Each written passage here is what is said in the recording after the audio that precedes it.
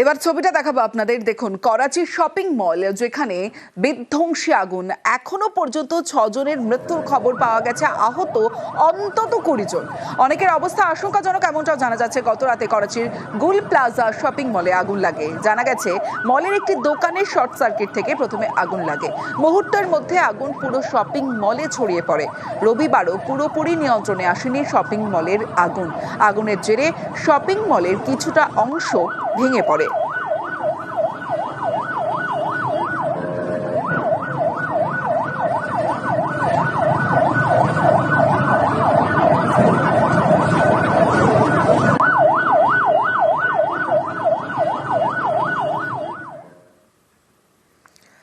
কলকাতার হাফ ম্যারাথনে police commissioner Manoj Verma.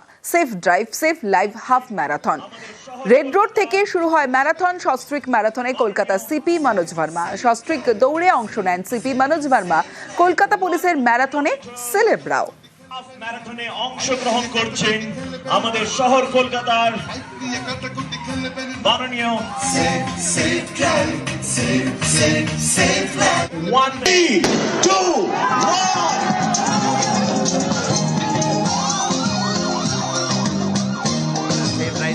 রাস্তার উপর নিজেরা সেফ থাকুন, বাকি সবাইকে সেফ রাখুন। Kolkata police in collaboration with general সাধারণ মানুষের সঙ্গে এই মেসেজটা ভালোভাবে স্প্রেড করতে পেরেছে। অ্যান্ড রেসে যারা পার্টিসিপেট করেছেন, প্লাস আমাদের ট্রাফিক অ্যান্ড আমাদের রেস ডাইরেক্টর অ্যান্ড ওনাদের টিম, স্পন্সরদের টিম, মিডিয়া, সবাইকে অনেক অনেক ধন্যবাদ। দারুণ উদ্যোগ, যেভাবে কলকাতা পুলিশ যেভাবে ম্যারাথনটাকে নিয়ে যাচ্ছে, একটা দারুণ ইনিশিয়েটিভ। সেফ ড্রাইভ সেফ লাইফটাকে মাথায় রেখে, এবং যেটা একটু আগেই ইন্ডিয়ান গভর্নমেন্ট ডিক্লেয়ার করলে Kolkata is the safest city, the kind of accident which use to happen before, সেখান থেকে রিডিউস হয়ে 154। আমাদের মনে হয় কি সেটাও আমার মনে হয় দারুণ কাজ।